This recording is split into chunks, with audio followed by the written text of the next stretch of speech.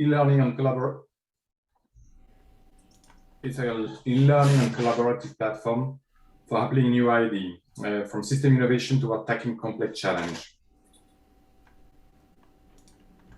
So it's not only learning, but it's learning and doing. It's a networking for collaboration and doing, and it's a lab for experiment, a lab for exploring how to do system level innovation in practice. As of today, there is around 20 cities with 5 new cities coming, and they are broad-based. And Just is also with us, so maybe there is some question around what the other are. It will be interesting to discuss later on. So how System Innovation Network is working? It's a local community within the overall SE network. So it's a different process. So there is a team core network, the people who organize the hub, as of today, the Geneva Hub. Then there is the team partners, the people who contribute to specific area. Then we have the user member, people who participate in the event, and then there is the user follower. As of today, there is more than 10,000 individual member and organization following the System Innovation Network. So it's a very broad area, and we will discuss today many parts of it. But when we talk about system thinking, it's not something new. And it has moved from system thinking to complexity science to system change and system innovation. Now, how we can define system innovation is system thinking plus innovation. So when you see all word in this part on how the different points, it's a very broad area with many dimensions and many knowledge, many domain expertise. That's why we need a lot of collective action, a lot of people, diversified domain expertise to really tackle all this part of things. And that's why the local community, the education is very important. One of the key interesting part is to tackle what we call wicked problem. We will also have the discussion about what is a wicked problem. And there is many wicked problems this day. This wicked problem is very difficult, very challenging to tackle. So it could be, as a lot of people talk about today, climate change, biodiversity, but there is so many people, many problems. So today, the goal of today is how system innovation, system thinking could help impact evaluation to fulfill such type of wicked problem. So in a very simple introduction, we can see that it's a very interesting broad area to share with you some knowledge and open the floor. So I will let now the micro to Andrew, that will be the moderator, and explain how today will be the agenda. Thank you. Good. Thank you. You passing over to me, Yves? Yeah, you can share your screen. Yeah, good. Okay, excellent. Hi, everyone. Nice to see you. I see a lot of familiar faces. Welcome. I'm Andrew Crosby, Social Complexity Lab in Geneva, and one of the group members, along with Yves, Michaela, and Kevin, who are here, who organized this. And this session really came out of our interest in this topic, but I would say the 4 of us are not experts in this topic, but we were really curious about the intersection of these topics. And so the process that we came up with was, rather than just picking one and delving into it, we decided to do this session to try and surface some of the issues, or some, like, really what would be good discussions at this intersection of complex systems and impact evaluation. What would make a good discussion, and then take what we get in this session and turn it into, you know, a few, depends on how many topics we get, but turn it into a few dedicated sessions where we dig deeply into the topics, really in a co-learning approach. So you know, we have some real live experts in the room. A lot of us are dealing with like multiple aspects at this intersection as practitioners or as experts in one or other areas. So the goal here is to just figure out, like, what are some good follow-on topics. So please, you see the link to the Miro there, and we should have put it in the chat too. I think Michaela is putting it in the chat. And we're going to use the Miro to basically basically to provide brainstorming space and a little bit of structure. You'll see these slides that I'm doing right now in the Miro as well if you hop into it. So the first thing we got a bunch of triangles up there in the Miro. You'll see them in just a second. And for us, that was an exercise to enable people to sort of situate themselves and understand where they are and where others are around this topic, both in sort of functional terms, but also in terms of how they think about it. And we're gonna proceed in the session by having three fire starters, so to speak. So that's Zenda and Eve, who you just met, and Eve Hauser. And they're going to sort of get us going on some ideas. And then as we go through the discussion, it should be a fairly open discussion. I'd like to keep it moving fairly briskly if we can. And trying to focus on, so what are the discussions, what are the interesting topics at this intersection that you'd like to have? We want to identify, first that, what do you want to participate in? Which of the ones sound most interesting? And if you're interested in leading any of these, we're looking for people who can be session leaders as well. So that's how we're going to go. As we go through the discussion, most of you probably know, raise your hand on your Zoom controls down at the bottom. And we'll pretty much go in the order that I and my colleagues can identify as the order that people raise their hands. If you have an intervention that is directly related to what somebody's saying now, for example, you have a direct question to me now, you can raise your hand and put the word direct in the chat. That's the best alternative I can find. We'll try and put you to the front of the line so that we're dealing, we can concentrate if there are particular ideas that people are picking up. So that's pretty much it. Now, if you're having any trouble getting onto the Miro, just put it in the chat. I think Michaela's probably still putting the Miro link in the chat. So see if you can get on the board and you can navigate all around. You'll see these triangles. So the idea with the triangles, it's not a diagnostic, it's not a self-test. This is just a way for us to understand each other, kind of like who's in the room, how are people thinking. So you're welcome to fill these in. You can, I can't mark mine right now because I'm displaying it, but you can put a little post-it with your name on it, or you don't even have to put your name on it if you don't want, or you can put a little post-it with a comment on it. In the sort of axis, like in this one we're showing now, what are you, evaluation professional or a complexity systemic sense maker or a practitioner managing these intersecting interests? You can just click a thing in there, click a post-it in there, put your name or put a comment, and that's the case for all of them. So if there's some that strike you, do it. If you don't want to, you don't have to. There's a blank one. We had a long, lovely discussion about this in our preparation. And so there was a question, do we even have the right axes and the right triangles? If you don't think we do, you can make your own. So that's what that's about. And no, that's it for this. And I'm ready to hand off now to our first fire starter, who would be Zenda. But let me double check and see if anyone has any immediate direct questions just about how we're proceeding before we hand off to Zenda. I see Bess has a question or comment. Yeah, please. Yeah, hi Andrew, thank you. I'm just in regard to the Miro board, if everybody could kind of not glue up on top of the board, it's very hard to see the notations on the board if we're all skating around in the middle of it. So if you're not active and if you're just thinking about something, perhaps it'd be nice to just pull over to the side so we can see the notations. So I just turned off collaborators' cursors. Does that help? Yeah, great, beautiful, thank Okay. you. Yeah, sorry about that. Well, Okay. no, actually, it doesn't help. They're Oh. still skating all over the place. Okay. That's as far as I am now. If anybody's more expert in this, they can you can turn off your own arrows, says Joss. Well, or Okay. just move it to the side Or move it to in the a blank side. space. Yeah. Alrighty. Thank you. Yeah, not at all. Thanks for saying that. Anyone else who has anything to say before we get going? Yeah, okay. All right. Zenda, it's over to you. Welcome.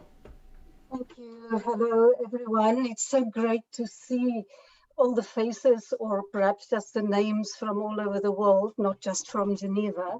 I just want to check that you can all hear me well. Is everything okay sound-wise? Yep, so far. Great, thank you. So what I want to ignite is just a confirmation of the importance of thinking about the intersection of complexity concepts and evaluation, and the importance of advancing our practice on the intersection of the two. Because on the one hand, we are talking about how can the use of complexity concepts improve impact evaluation and our understanding of the impact that we have, and hence our efforts to get large-scale change. And then the counter side is how can we use impact or evaluation practice in general, not just impact evaluation practice, to accelerate the changes that we want to see in the world. And it's obviously very important because of the kind of challenges we face, and whether we work in the environment of aid support or impact investing, wherever we want to make social change today, we need to work with and understand and evaluate within the connections between nature, between social elements of our lives, and all the systems that direct how nature and social and society interact. So a key point I want to make is that we have the tools, but there are so many obstacles, and also need to advance a lot of what we need to do. Those of you who are not convinced that we need to work with these concepts need to look at, for example, a book like this. I don't know if you can see, but it's a book called Aid at the Edge of Chaos. Sorry, you can't see it, by Ben Ramalingham.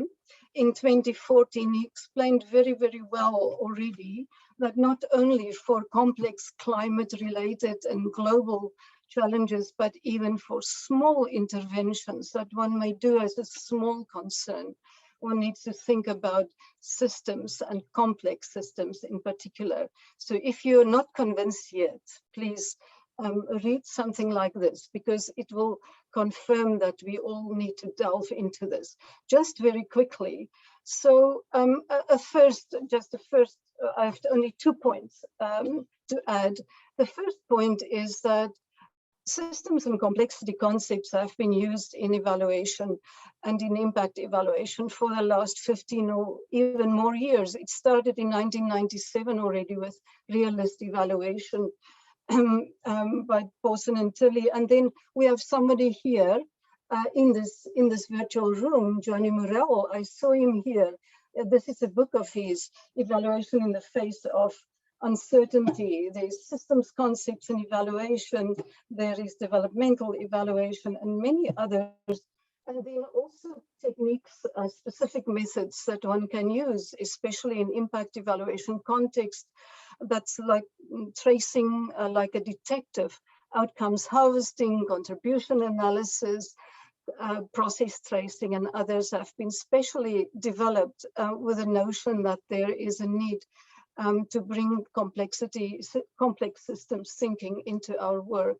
Also, Indigenous evaluators with their relational view of the world have contributed and started to contribute in this kind of thing, in this kind of thinking. So we know we have to work more with systems maps, with trajectories, with adaptive learning and adaptive management.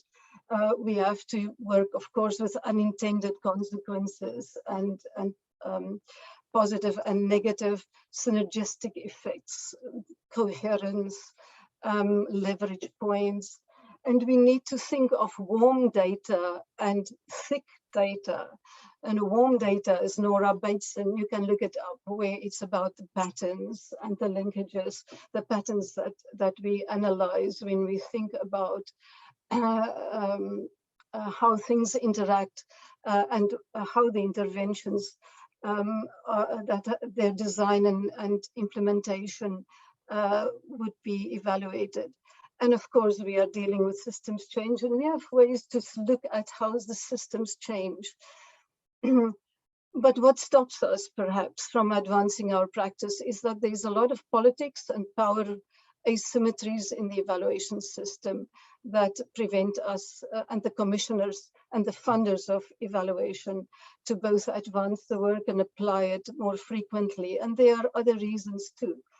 So what I want to put to this audience is, let's try to work together to move away from results-based management and linear theories of change and linear ways of thinking and reductionist approaches to evaluation and to intervention, and think about how we can advance practice in ways that really convince people that this is what is needed and that this is what is much more effective than what we had in the past. And over the last decade, there are many examples, but we lack the coherent body of work that can be convincing and help us move forward in accelerated ways to address the very serious problems that the world face through the era of the Anthropocene that is upon us. So I'm going to hand over to Eve. Good. It's let's pass over to Eve, and I just want to say thank you very much, Senda, because I heard in there also, and people can start thinking about the conversations that Zenda actually just raised, implicitly at least. I got methods and tools, potential cultural approaches, politics and power. Those could all be conversations. So thank you very much. And yes, Eve. Yeah, hello everyone. Welcome. Eve, do you share the screen or I do it? You can do it if you want. Okay, you should have told me. There is two Eve, so it's a challenge, one more challenge. Okay.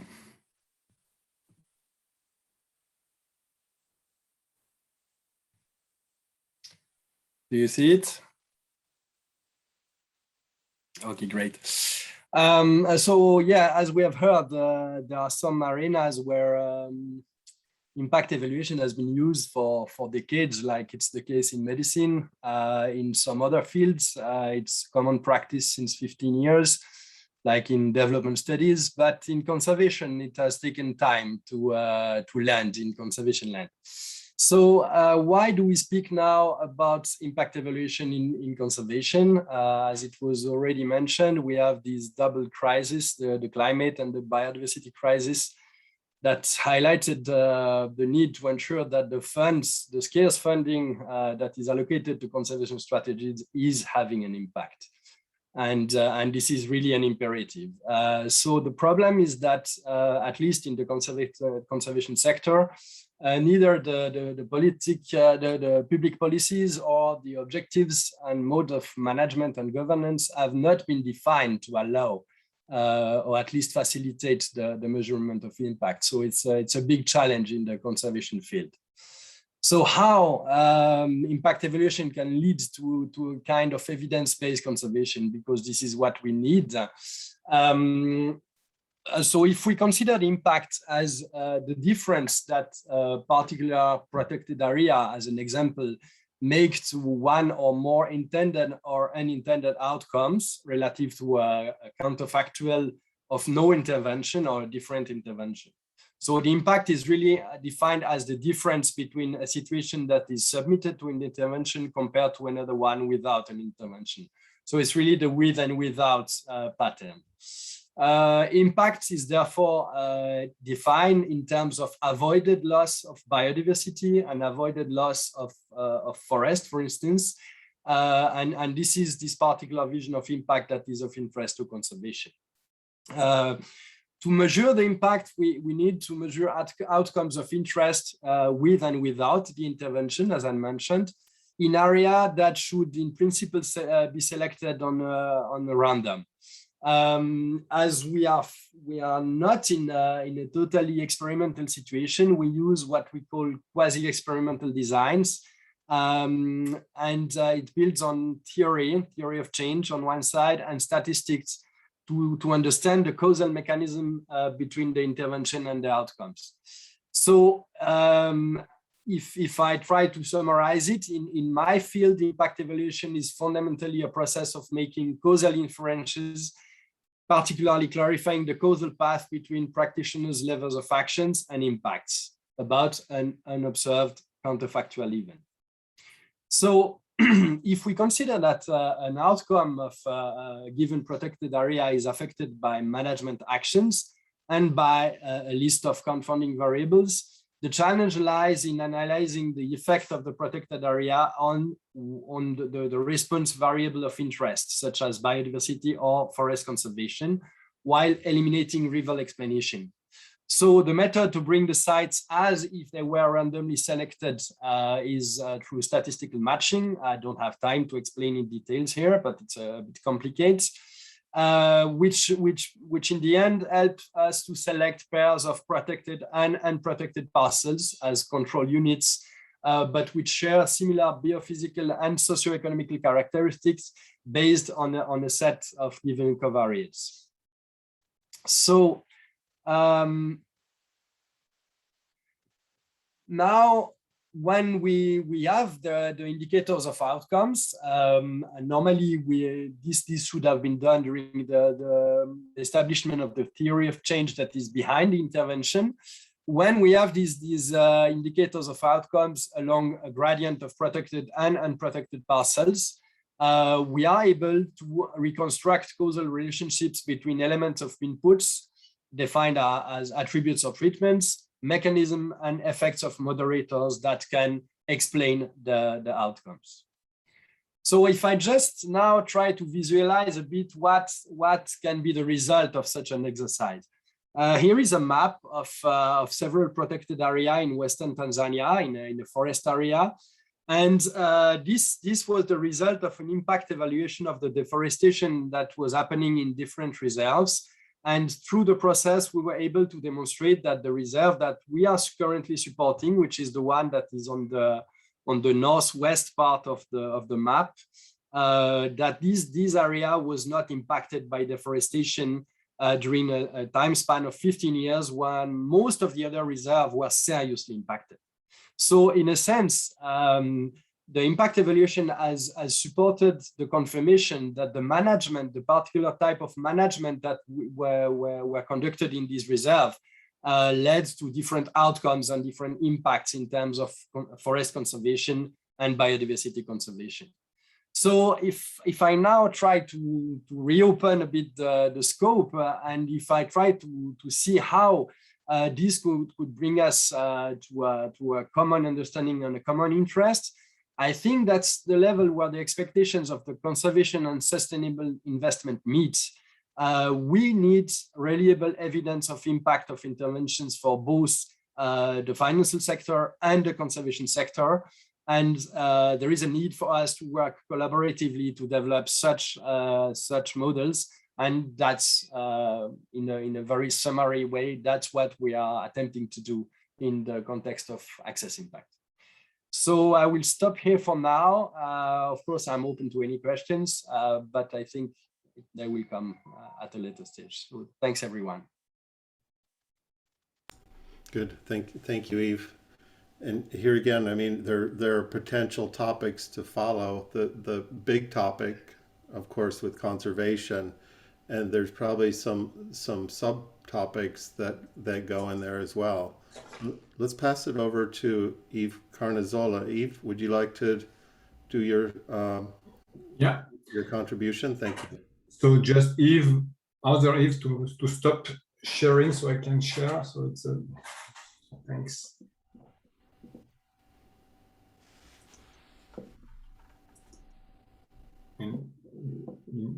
Okay, great. So there is only 3 slides on the, again, as Andrew said, I'm not here as an expert of impact evaluation, but more from point of view of an impact investor, not an impact evaluation. And I think it's important because now in finance, there is a lot of money, there is a lot of greenwashing. And I think if you want to avoid moving from greenwashing to impact washing, I think we need to understand first, what does that mean, impact evaluation? And I think Yves one just explains that there's a true need to have understanding of impact evaluation. And the second step is how system thinking and system innovation can go out above this boundary and understanding better the system change. So when we are talking from our side of an impact investing, we understand that there is input, activity, and output, and this output creates outcome. This outcome could be intended, unintended, positive or negative, short-term, long-term. When we start to create an impact investing product with a return plus impact, what we want is intended, positive, long-term, understanding the causal chain, the true value chain of impact, having evidence-based result, prospectively and retrospectively. So we need to understand, we need the trust of data, we need transparency, and we trust on having this multi-stakeholder understanding. When we talk about impact evaluation, for us, it should be focused on small key answer through a combination of evidence. I think we need to have the evidence base of what we are doing. And it could be based on evaluative, causal, and descriptive. I think for us, the causal link is very important from an impact investor, because when in traditional financial model, we are in very linear thinking model and a very model linear thinking model. So in a sense, we don't understand, we don't know how to integrate a negative externality in the system. First, because the model is not correct, but because also we don't understand the value chain of impact. And I think the first understanding of impact evaluation is true. Then, when we are talking about wicked problem, as we just mentioned, and probably it will be very interesting to debate about this wicked problem like climate change, biodiversity, but many other inequality. I think we need to go a little above the traditional boundary also, and to understand the system inside the other system. And of course, that's the key for this type of discussion about between domain expertise, is to have understanding system thinking and system evaluation in this process.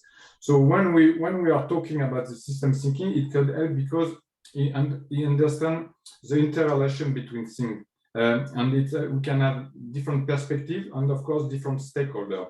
And as I said, it's the boundary change is important.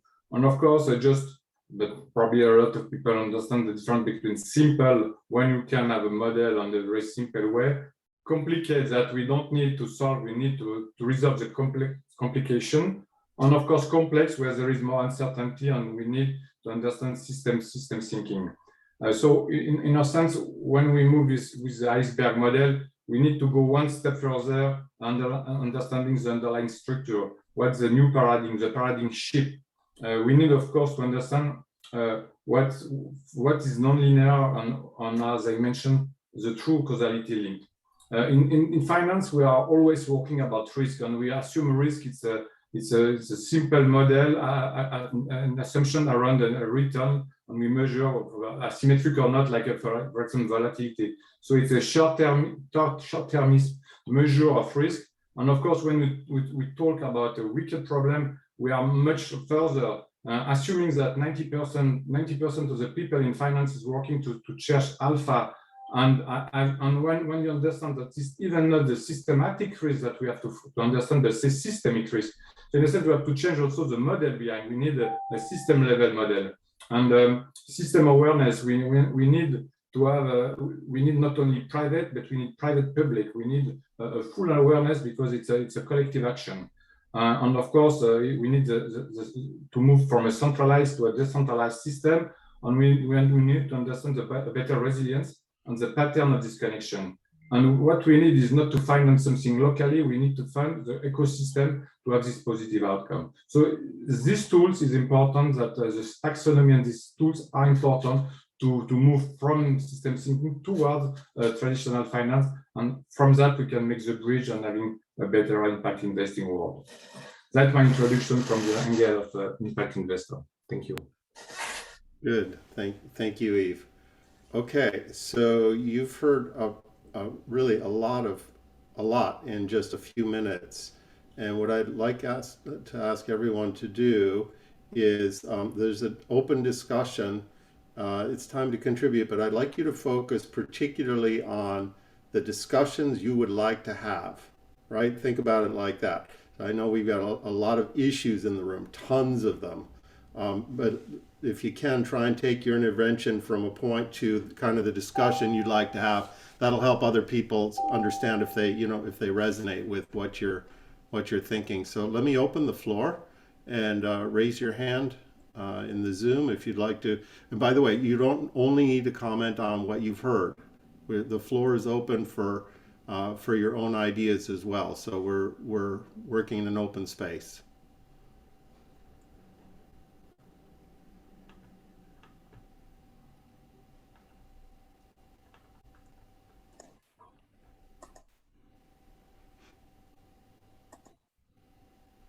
I see Alan. Yeah, Alan, welcome. Thank you. Great to be here. This is exciting and interesting. My particular interest happens in, well, I'm a biomedical engineer by training, and I'm interested in transformation in the pharmaceutical industry because the system we have now, let's just say it's suboptimal. I was interested in Zenda's comment that we need to move away from results-based management. Can you elaborate on, that was kind of a sentence that was dropped in there. Zenda, would you please elaborate on what you meant by that and what you consider more appropriate tools for management? Do you want me to respond immediately, or do you want to take a few? If you could, if you can respond briefly, Zenda, and then we'll go to Johnny and Yannick after. And I guess, is that a topic that should be? Right. Yeah, is there a topic that arises from that? That would be a great topic, Alan. Results-based management usually presupposes outcomes and checks whether they have been achieved. But in uncertain context, this is not appropriate. One can have, of course, a direction and an ultimate goal, but to hold people accountable for achieving particular outcomes at particular times, usually within too short a time frame, without thinking of trajectories and many other things, is not appropriate. I just want to tell you that I'm working currently with the European Health EHFF. I'm sorry that I'm not always good with acronyms. The European Health Something Forum, and that's a group of 120 people and institutions who are actually working and looking at the health systems and including the pharmaceutical systems to see how that can be changed, transformed. They are working to transformation. And you may want to join them. You can look up their website, EHFF. Okay, thank you. And that's, maybe we can pick that up in our Miro too as a topic. Johnny, welcome. Nice to see you. Hi, everybody. Welcome. I just want to pound on my favorite nail for a minute. I have this image that if the world were up to me, this whole discussion of complexity would switch to specifics. And the example I give is that someone can say, I'm going to use statistical thinking to analyze my data, and that means something. It's a philosophy of the world about truth score and error and sampling and what have you. So if you say, I'm going to use statistical thinking, it means something. On the other hand, if someone says, I'm evaluating an accident prevention program, and I'm going to use logistic regression, because logistic regression is a good way of studying mean time between events. Accidents, you want to know mean time between events, that's what I'm going to use. And I think that's the kind of shift that needs to be made in the field of complexity. So it's, I'd like to see people say things like, there's stigmergic behavior here. right? And that says something about the nature of planning. Or because we have sensitive dependence on initial conditions and attractors, we can be sure that there are an unpredictable number of ways to approximately get to where we want to go. We can predict that you'll get there, but you can only trace the exact path in retrospect, not in prospect. Right? These are real concepts in complexity, and it says something. It says something about the models you're going to use and the methodologies and the way you interpret data. I mean, I would just like to see the entire discussion move to these discussions of here are some things that complexity science tells us about the world. You know, if we believe there's emergent behavior, it means the constituent parts lose their identity.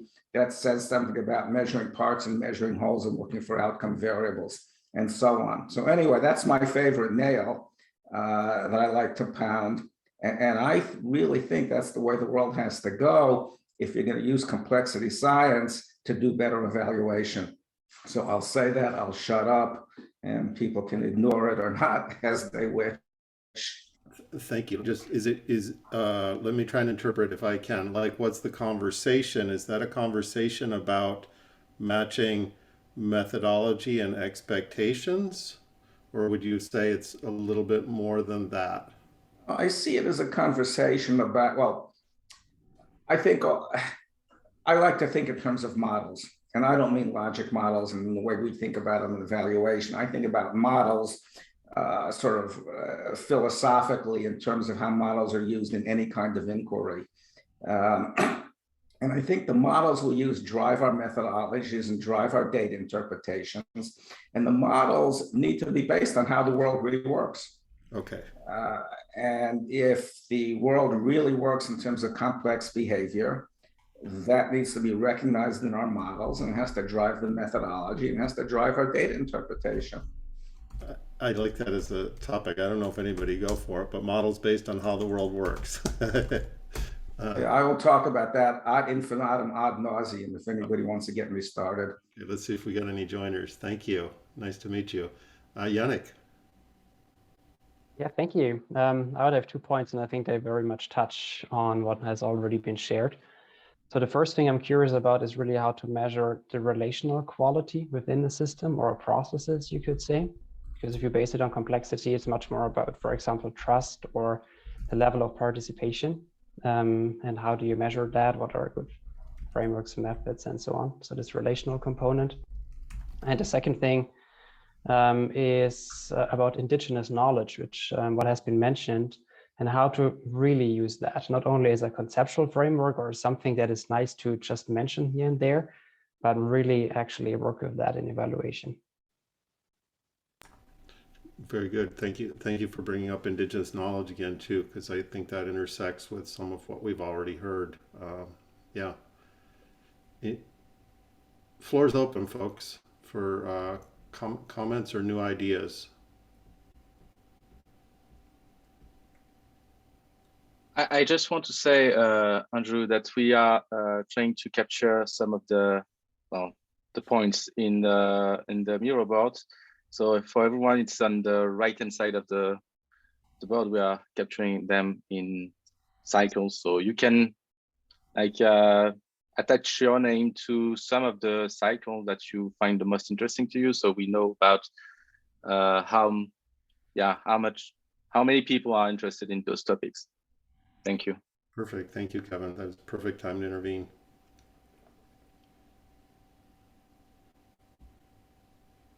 Hi, Patty. I see your hand. Hi. Welcome. Nice to meet you. Well, thanks. Nice to meet you guys too. So I come from a biomedical background as a epidemiologist and implementation scientist. And one of the things that we're using a lot in terms of evaluation are realist evaluation in terms of looking at the context mechanism and outcome relationships. And I wondered if this group had any experience with that as part of a mixed methods impact evaluation tool or theory. Okay, I'm sorry, you said realist? Yeah, it's Ray Pawson's realist evaluation. Realist evaluation, and that's maybe a discussion topic too, right? Yeah, I wouldn't say that I'm an expert in it, but it's really interesting to, when you want to acknowledge that certain, that the mechanism by which we intervene on a system is usually context related, and the context kind of defines the mechanism of any kind of implementation strategy or intervention and how it leads to both intended and unintended outcomes. And there's actually a process for going through and trying to test those CMO theories, context mechanism outcome theories. So I think, again, I'm not the expert, but I think it's an important kind of qualitative kind of metric and approach to use to supplement some of the more quantitative measurements that we can make, kind of getting to the previous question about, how do we measure things like trust? And so realist theory and realist evaluation may be an option for that. Right, got it. I got it. Anyone? So floor's still open, and if anyone would like to build on that, because it sounds like we're getting a little web of connection. Maybe. Yes, maybe please. just a contribution, but I'm not sure it's totally in line. But I know that in the most recent evaluations I've read about conservation projects or actions, they pay a greater attention to what they call contextual moderators, meaning that the different socioeconomic and political parameters that characterize a situation locally should be taken into account. More importantly, because it might explain some of the outcomes more than the action that was implemented, in fact. So there is a growing recognition about the fact that these contextual moderators are probably very important to integrate and to account for, and not just to quote them and say, okay, we have taken them into account. So I don't know if it responds partly to your point, but that's what I can say. Yeah, good, thank you.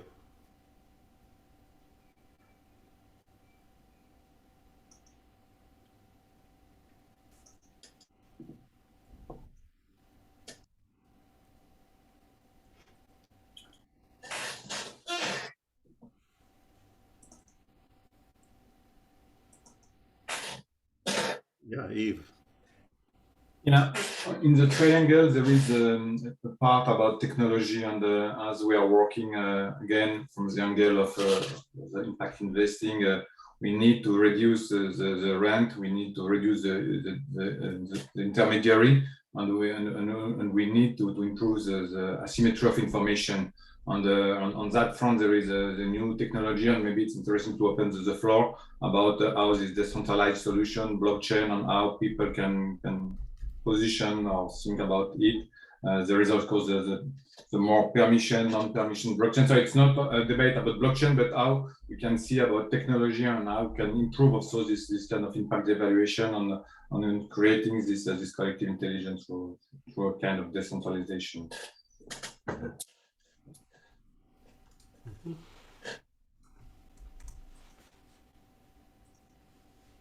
Okay, anybody want to comment on either the topics they've heard or bring any new topics onto the floor?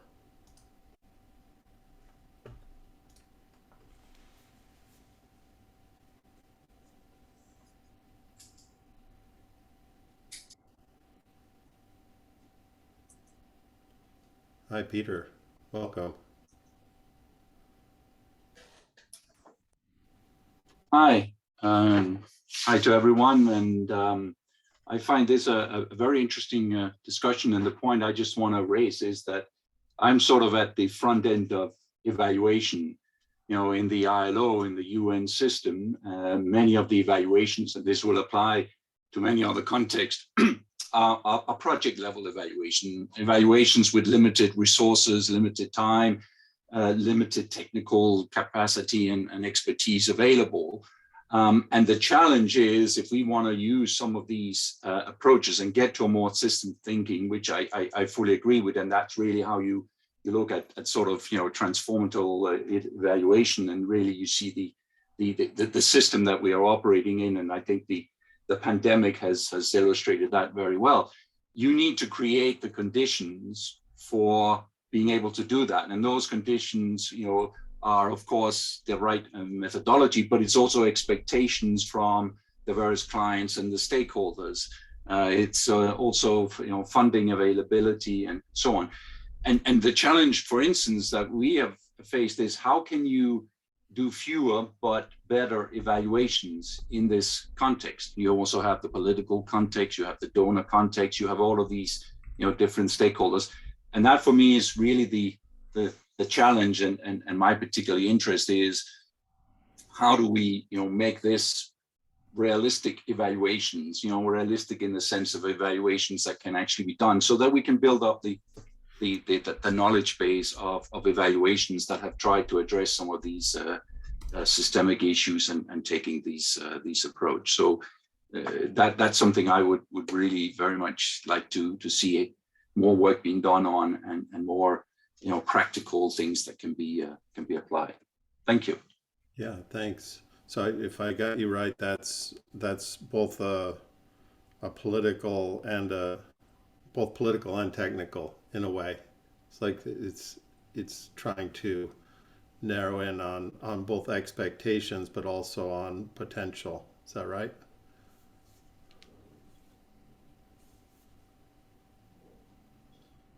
Yeah. Okay. Christian, welcome. Hi. Hi. Yeah, I had a different perspective on this. I heard stuff about reality. Well, I think any model is a description or a simplified. Any system is a model of reality, but it depends on who does the modeling, and the fact of what is important, what kind of impact is particularly relevant, may change from one perspective to another. If you're sitting in Geneva and you're looking at, let's say, CO2 emissions, which are increased or captured by having a nice rainforest in Congo, you might have a different perspective on this from people who are living in the region and probably who have to kind of make some living. So you might kind of have a system where certain factors kind of come up much more importantly, maybe things which the way you kind of trace the boundaries, the way you kind of weigh the importance of emerging features of the system. And at the end, if you don't find a way, so I think there's a whole issue of cooperation, how you kind of make sure that different perspectives, which may kind of come from very different angles, match in a intelligent way, because otherwise you will have somebody who is kind of the judge of deciding what is relevant in the system and what is not, because otherwise you can't kind of evaluate the impact. You will say, well, this is important, this is not important, and there's a whole issue of, let's say, governance in the broad sense of saying, okay, how do we kind of align the perspectives, and which kind of perspectives do we kind of prioritize as compared to others? So you could say, for whom, right? That's you're saying that's a critical question, and how do you arrive at that? Who's looking at the system, and what kind of impact for whom is kind of being made important? Because depending on how you look at the system, what you include in it or what you don't include in, because you can't kind of have the system which includes everything for everybody, because otherwise you kind of come up with something which you can no longer analyze and kind of understand and work upon. So you have to kind of trace some boundaries, and you have to kind of focus on some things which are more important than others. And that is going to condition what you're going to be investing in. That's going to be condition what you're kind of going to prioritize. And you may even have conflicting interests. You might have kind of impacts which are very good for one part of, let's say, humanity, and very bad for another. And for instance, when you kind of look at the issue of indigenous perspectives and kind of decolonize systems, you just kind of add another very important perspective, but it's just one amongst others. And I wouldn't be interested kind of what kind of maybe meta systems you may have to kind of make sure that you look at the thing in the proper way, whatever that means, right? And that raises ethical issues. It raises issues of time frames, short term, long term, and what have you. Makes the whole thing a little bit even more complex. But I think the perspectives are sometimes more important than reality.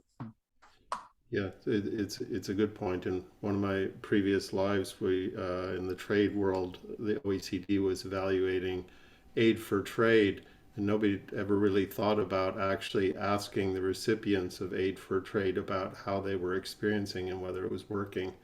I think that goes exactly to your point. That's an example, yes. yeah, and it's a critical point, right? if you think they're the beneficiaries, I think you might want to know how they're doing. Yeah, go ahead, Eve. And you might also kind of look at the perspective of the ones who distribute the aid and what they kind of want to kind of get back from it. Because if you kind of look at the system as a cooperating system, basically reciprocity has to be there in one way or another, but it can work, it can have negative side effects, which are not necessarily very, very desirable. Yeah. Because certain perspectives are not kind of taken into account. Thank you. So just as a follow-up, what Christian said, also Peter, I think there is finance is very important at this stage, but there is a huge misallocation of resource on we talk about greenwashing, and it's not only because the people in finance prefer to put the money at the wrong part, but it's because it's difficult to understand, and it's exactly what just be mentioned, is the true value chain of impact. And from this true value chain of impact, to understand how to embed the negative externality of everything. And the second step is, of course, to give a price to this negative externality. When you have a correct price of this negative externality and the true value chain of impact, then we need a system and the technology can help to have a better transparent model with trustful and a better revenue sharing. And of course, the better revenue sharing so should also to the not shareholder, but of course multi-stakeholder. And it would be, and the mission is to bring resilience to the system. So I think the money is here. I think it's a true misallocation of resources.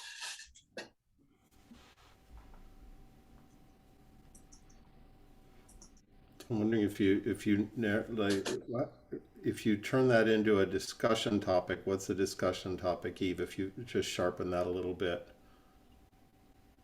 Misallocation of resource and understanding the true value chain of impact to embed the negative externality in the system. Understanding the true value chain of impact. Okay. Okay.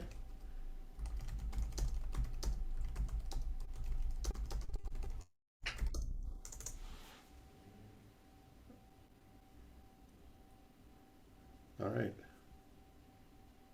Anyone else want to weigh in? There's a lot of space here. There are no wrong questions or answers, by the way.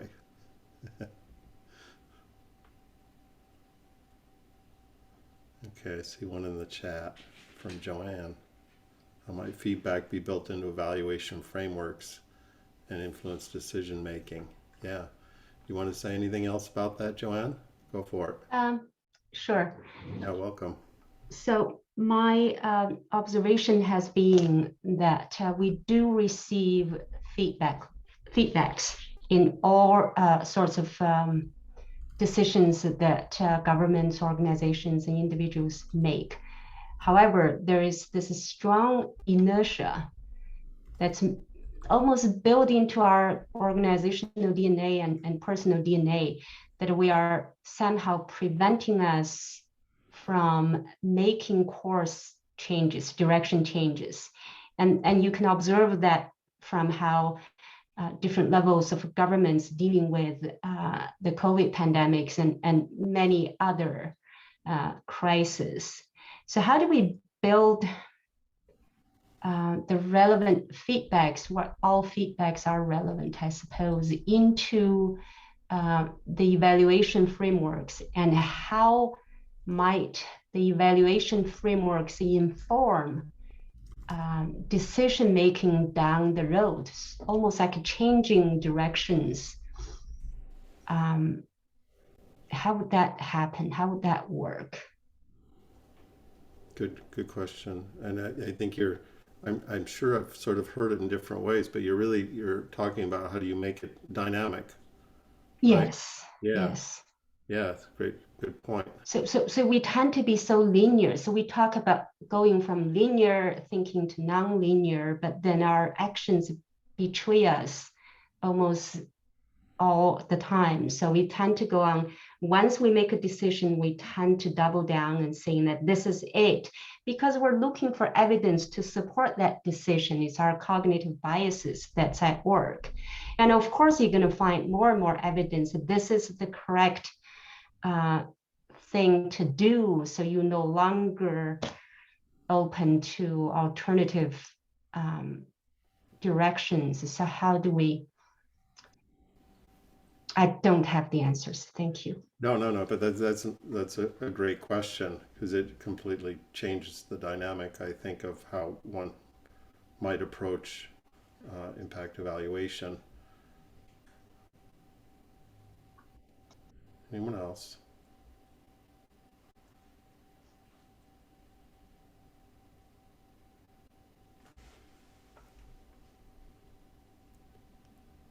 I'll give you just a minute, see if anybody else wants to intervene.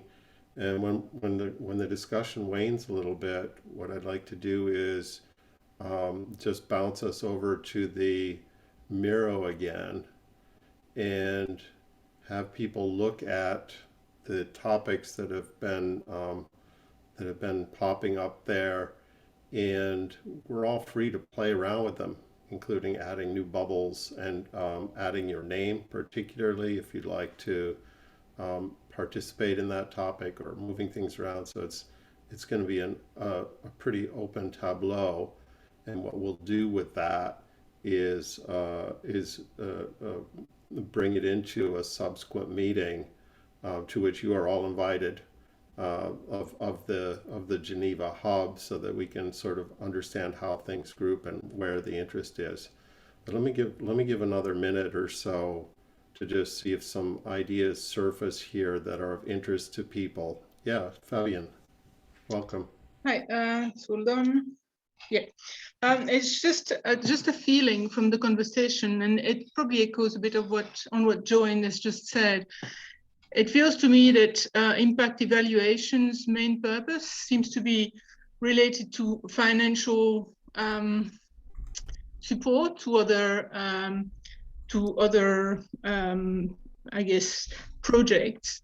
And one thing that I find a bit worrying is that all systems are different. So if we go on and decide that, oh, this approach or this way to do things seems to be more impactful, then there's a risk of wanting to copy paste that, and it becoming directive and less akin to emergence. So it's just one thing that sort of I feel uncomfortable with, and I'm not sure I'm understanding all the messages. So I just wanted to share that. Yeah, thank you. That's a good sharing. So I think that I'm hearing different streams, and so those are, at least I hear what's in there. But let's see what others have to say. I see Bess is next, and then Timothy, please. Go ahead, Beth. Bess, sorry. Yeah, hi. Thank you, Andrew. Yeah. Sorry, I'm not showing my picture because I'm eating my dinner. No worries. But okay. one thing that we've left out of all of this is the notion of time. Mm-hmm. And the decision-making requirements for procedures, for legislation, for all that stuff, and also the context of time as something that we can work with instead of fighting against. And someone mentioned in the chat box iteration. Have we put in some time for iteration? And is there a time to reassess, and do we build that into our initiatives? Do we build in reassessment time? When you put it in at the beginning, as any system edition knows, then it's there. So then you use that time, and you use it in a very productive way. And I think that just let's think about time when it comes to decisions, and especially budgets, and budgets that can go out for 5-10 years. It's very important to understand that you're going to make early losses and later gains. That's all I wanted to say. Thank you. Yeah, good. Thank you. Also, if you want any time, just go to the Miro and help us think about where that time element, what conversation that fits into, because that'll be helpful as we sort of try and bring some of these ideas together. Timothy, please, welcome. Yeah, thank you. I just want to follow up and sort of highlight something that was said by Joan earlier about sort of where the adaptation or where the learning that does or does not occur. I'm an evolutionary biologist by training, and have come into sort of systems and complexity through sort of environmental restoration and conflict, environmental peace building. And what I find is so important in bringing a systems lens is to sort of looking at how natural systems have a very difficult time in terms of cheating on feedbacks, but that when we introduce sort of the social systems into it, part of the evaluation is really identifying where the feedbacks are missing in the system. And that is, I look at it from sort of a learning perspective. How does the system develop the memory to continue to adapt and learn in the face of uncertainty, sort of like you said, the doing and learning part of evaluation that was mentioned as the first slide in this whole session today. Yeah, thank you for bringing in another facet of what a dynamic evaluation. Hi, Ronaldo. Ronaldo. Welcome.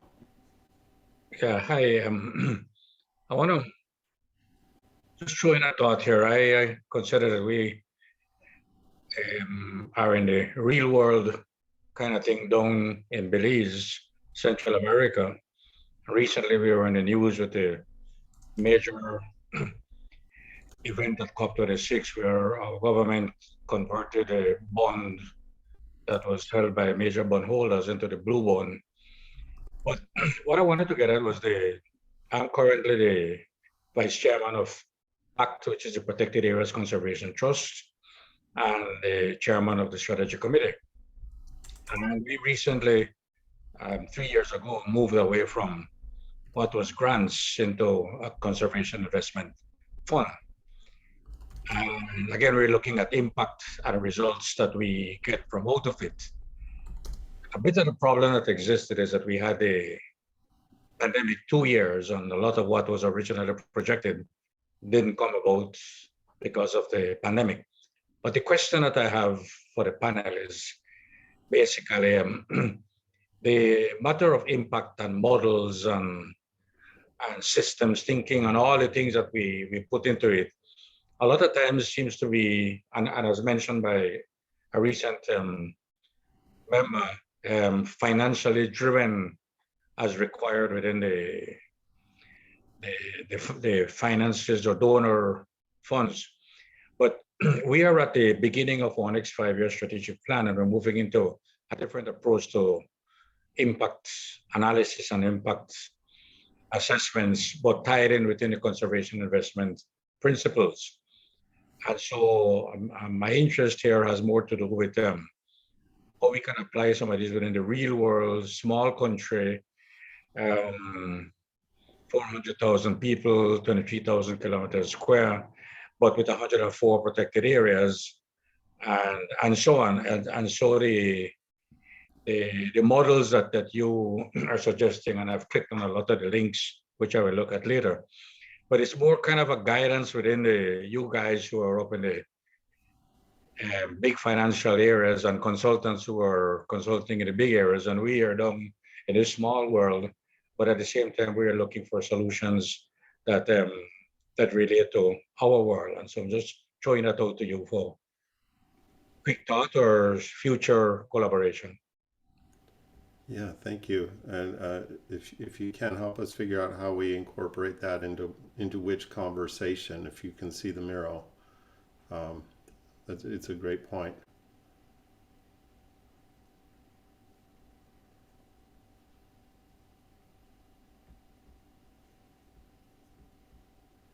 Anyone else? Should we flip over and look at the mural a little bit and see where things are? We can work together, review, we can comment.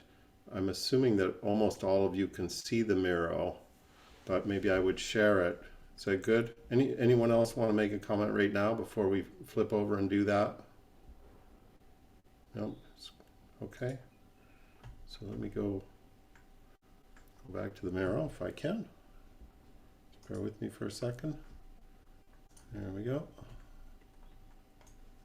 Oh, good. Looks like, oh, wow, you've been busy. That looks good. I haven't seen it. Okay, hold on just a second. Screen 2. Okay, that should be screen 2. Where is it? So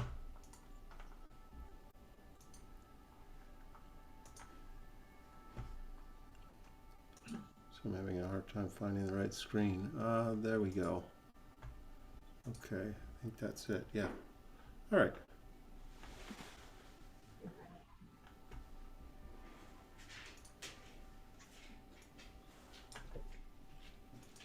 All righty. So the conversation's still open, and what I'd like to ask you to do is, if you haven't, is take a look here, and you don't need to speak if you don't want to, but I'd like you to just sort of focus on where you're interested. You're not signing up for anything that you can't get out of. So right now we're just looking for sort of indicative interest in areas. So you put your name next to a bubble that's of interest to you. If you see things that connect, bubbles that connect, feel free to put a line if you know how. If you don't want to deal with the complication of the mural, but you want to say something about how things look, how they're organized, or how they could be organized, just go ahead and say it. So we're not going to be formal in this part. The floor is completely open, and let's just do this for 10 minutes, 5-10 minutes, just to see if anything pops out, and then we'll close. We'll do some a little bit of closing business, but that's it. So I'm listening if anyone wants to say anything, and otherwise I'm assuming that people are just sort of checking things out.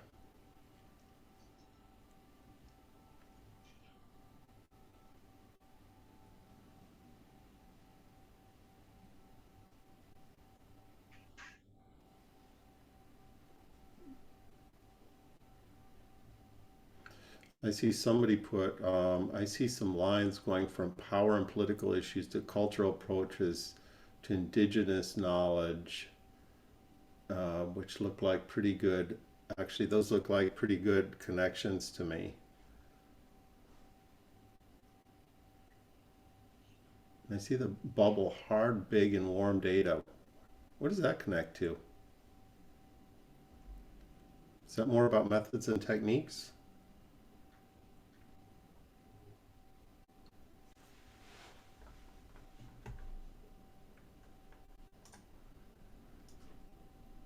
I'm making a guess there.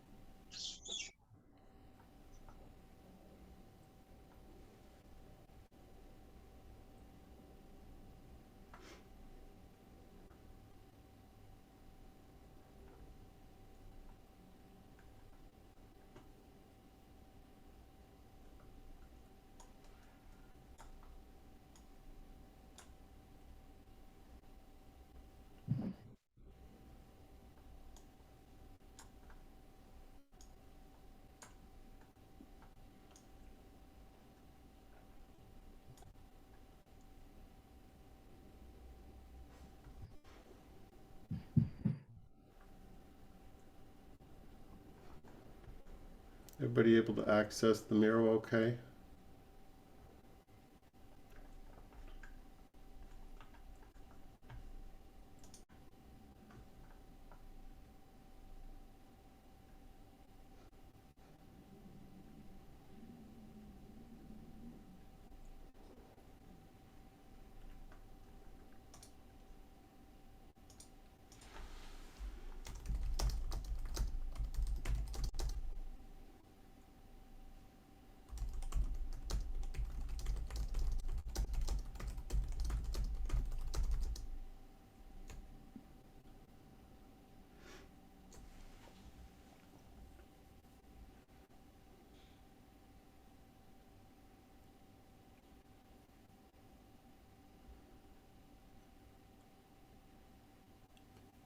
I'm not seeing too much more movement on the board.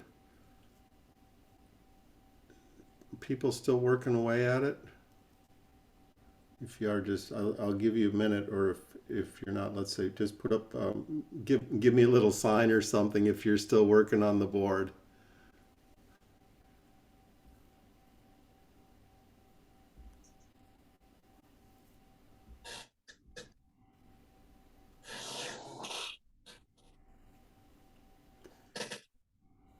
All right, let me do this. The board is open, so the board will remain open. You can come and you can access this as you like. Yeah, I know. Thank you, Beth. There's lots to ingest. I know. So I think our goal is to try and make a little bit of sense of this, not in terms of right and wrong answers, but what makes good conversations. So we definitely need your help in doing that, just as you've been contributing now. The easiest way to keep track of us and to join in this process is to join the Geneva Hub, Systems Innovation Geneva Hub. No cost to join. You know, you can turn off notifications if you want, but you can understand and you can find out what's going on in the Geneva Hub. We're going to follow up this topic on our meeting this coming Monday at noon European time, and that everyone is invited to that. But you're also, if you join the Geneva Hub, you can input, so you don't have to come to that meeting. We'll be communicating out through there as well, and you can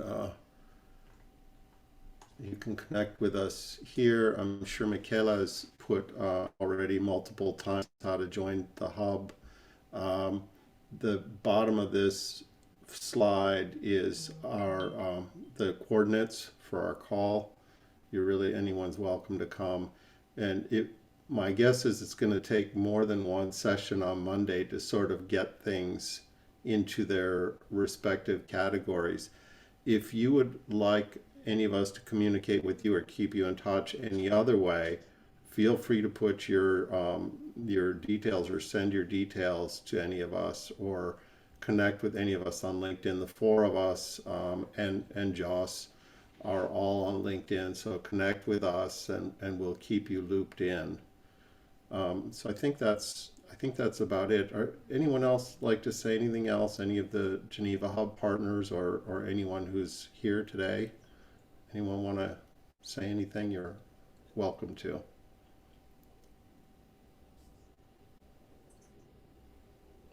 Okay. I think we're there, folks. So I want to thank everyone for joining. It flowed really nicely. Yeah, sorry, Michaela, I see you have a comment. Go ahead, please. I just wanted to say thanks to everyone, because this is amazing. We've found so many topics and such diverse perspectives on it. So thanks for your contributions, and come and join us. We don't bite. Only natural bites, right? Okay. All right. Okay, I think that's it. Yeah, thanks so much, everyone, for joining us, and we'll look forward to seeing you again. Feel free to jump in on this on this Miro board whenever, and stay in touch with us, and we'll see you all soon. Thank you.